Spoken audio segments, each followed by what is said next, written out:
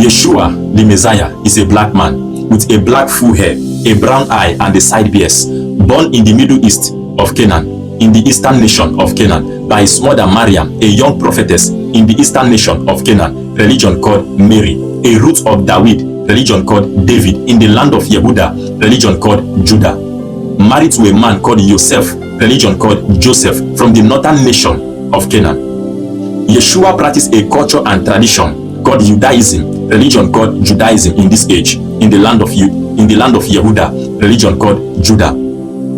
Judaism is the culture of the Canaan, the Jews, the Canaanites.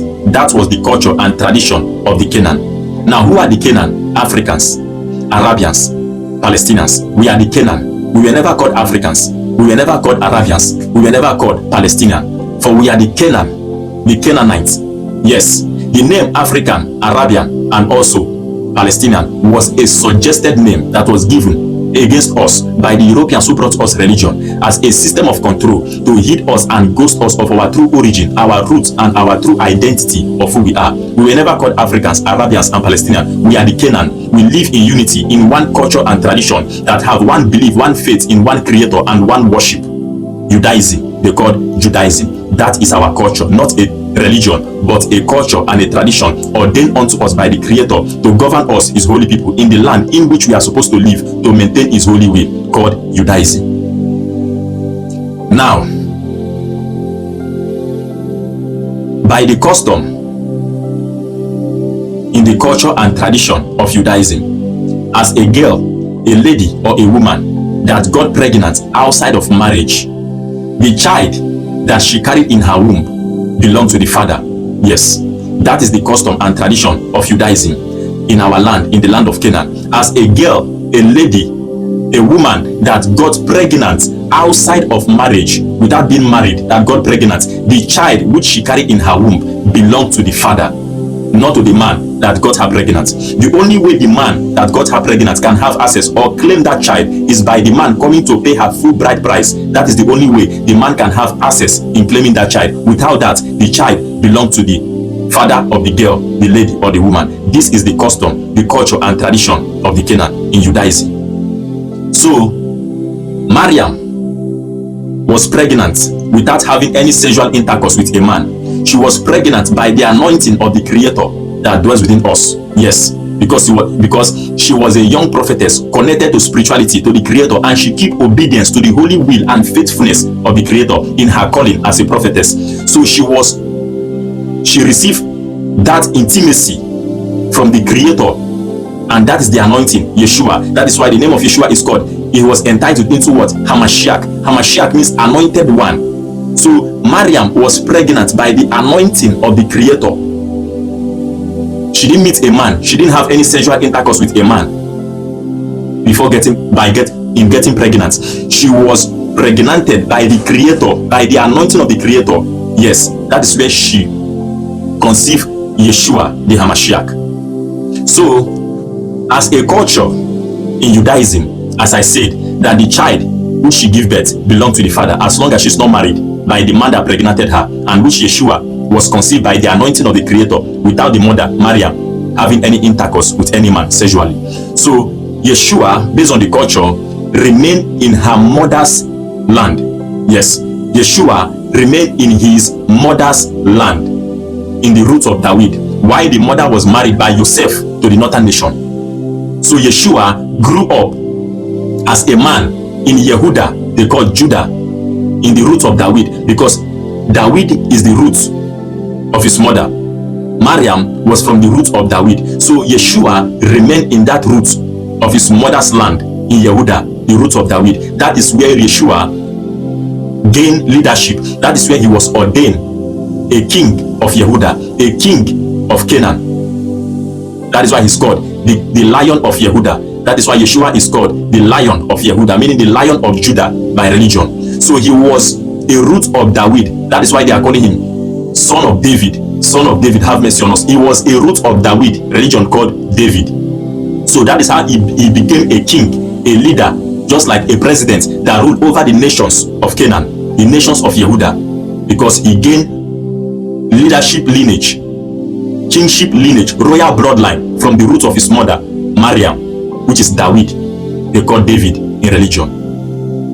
So Yeshua was a king, a leader, and also a prophet, just as David, they call David in religion. David was a king, a leader, and also what? A prophet. So the coming and purpose of Yeshua was not for everybody as being described from the perspective of religion, that he came to die for the whole world. That is a lie. Yeshua came for the people of Canaan. He came for the Jews. He came for the Canaanites. He came for his people. He never came for the whole world, and Yeshua never came to die for anybody. Yeshua came to awaken the truth, to preach the holy gospel that was hidden against the people of Canaan by the Europeans, the Romans, who killed him for speaking the truth, who came to our land, forging and suggesting different kind of name, identity, and worship that brought the wrath of the Creator against the land of Canaan. That was also leading to the time of Moshe, they call Moses, as being described by the perspective of religion, that they crossed the Red Sea. I will come to that in one of my videos. So Yeshua came to awaken the truth by restoring back the people of Yehuda, restoring back the people of Canaan to the true holy worship and culture of the Creator that was governed and ordained unto them, which religion have came into deceitfulness against them. So that is how the worship of an idol came into the land of Canaan. Because during the days when Yeshua came, there was nothing like religion, there was nothing like Christianity or Muslim. There was an idol worshipping, and then the culture of the land called Judaism, religion called Judaism. So the teachings of Yeshua was against religion, was against the worship of an idol worshipping. That was the teachings of Yeshua when Yeshua came. And if I would say the religion then that was being practiced during the time when Yeshua came was the law of Moses, which the Europeans used as a system of control against the people of Canaan during those days and time, which we were practicing the law of Moses. That was the religion being practiced during those days and time that led into the situation of Yeshua on the Sabbath day, going to the high temple, begin to expose the evil of the Roman priests, which they were using as a system of control in enslaving the people, stealing from them, making money from them, and enriching themselves by enslaving them, just as your pastors are doing on this age and time with religion. So this is the coming and prophecy of Yeshua, to awaken the truth, to free the people of Canaan, the people of Yehuda, from the deceitfulness, the control of religion of the Romans that also led to his killing by the Romans. So this thing has been for so many generations, even to this age. If any man rise to speak the truth, this has been the plans of the Romans, to close the truth from the people of Canaan. The same thing they did to Gaddafi, the same thing they have done on this age to Nnamdi Kanu. This has been the same thing they have been doing from the beginning to this age that we are. So this is the truth about who we are. We are not Africans, we are not Arabians, we are not Palestinian, we are Canaan. All those names was forged and suggested to hid us from our true identity of who we are. We are the Canaan. Our land is the Canaan land. We are the Canaanites, and this land is the land flowing with crude oil, gold and diamond, religion called milk and honey. So this is the truth about who we are. We are the Canaan people. We are the Canaanites. We are not Africans. We are not Arabians. We are not Palestinian. This is the truth. Yeshua is from the Eastern nation because his mother Maryam is from the Eastern nation. So Yeshua gained both connection from the east, from the north, from the south, and the west. Yes, Yeshua gained both connection from the east, from his mother's side, from the north, because as Joseph got married to his mother, he also gained that relationship. Then from the south, he was a leader, a king, leading both east, north, south, and also west in the Canaan land. So this is the truth. Yeshua was a king, a leader, just like a president. Yes, let nobody deceive you. He was never poor. He was very rich, because from the lineage of David, there were wealth.